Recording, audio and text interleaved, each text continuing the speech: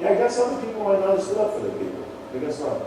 You see, you gotta understand that the odds of being born in this nation are 1 in 26. The odds of being born in this nation with parents who will encourage you and support you and discipline you as needed are far less.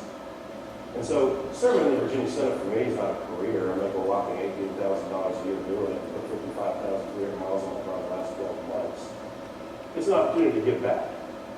And we're descended from people who were willing to pledge their lives, their fortunes, and their sacred honor. The women and men of the Revolutionary War. Abraham Lincoln took a bullet in the back of his head. I visited the hotel, the motel in Memphis where Dr. King was shot, with Algie Howe, who was there when it happened. And so, as a legislator, when my peers whispered in my ear, hey man, you will never be on the finance committee if you vote against the budget, I said, so what? We are a nation of people who were willing to stand up. Barbara John is 16 years old, walked out of school and led her peers against the advice of her parents and all the leadership so that separate but equal, which is a farce on its face, would be destroyed and would start that real equality. People who are willing to die for something greater than themselves. So when my friends said, Tom, if you vote against the budget, one day when you're running for election, somebody's going to say you voted against education and transportation, and so be it.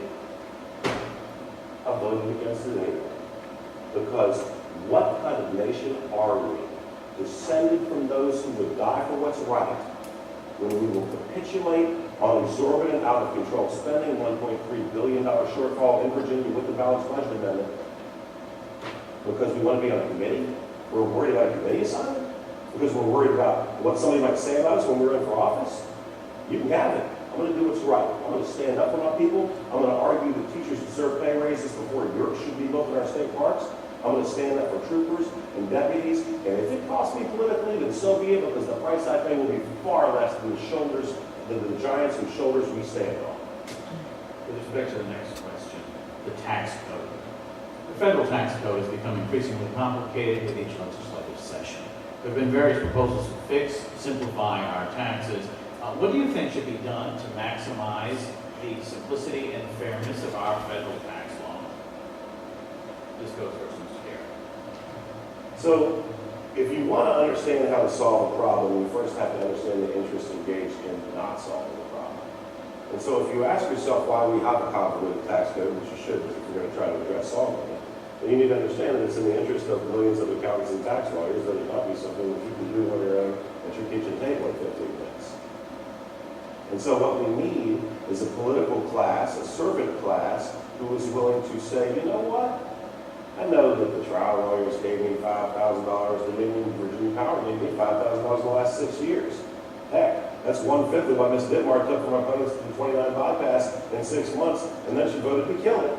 See, I can take money from somebody and then vote to do what's right. And if you want to solve the convoluted tax code problem, you need to understand that the tax lawyers and the accountants are going to go kicking and screaming.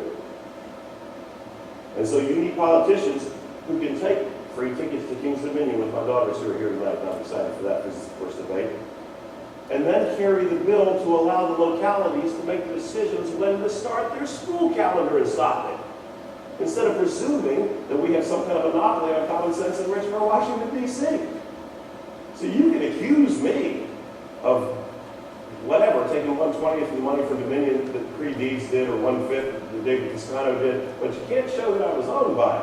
On the other hand, our opponent took $24,000 from opponents to the 29 bypass and then helped kill it. And if you want to resolve the tax code, if you want to fix those problems, then you need people who won't be beholden to the lawyers and accountants who give them their campaign contributions, who are willing to say, okay, there might be political heat for voting against the budget, I'm going to do it anyway. That's the bravery that you need. And it's still a scintilla of that that's displayed by the people who gave us this, the greatest nation on earth.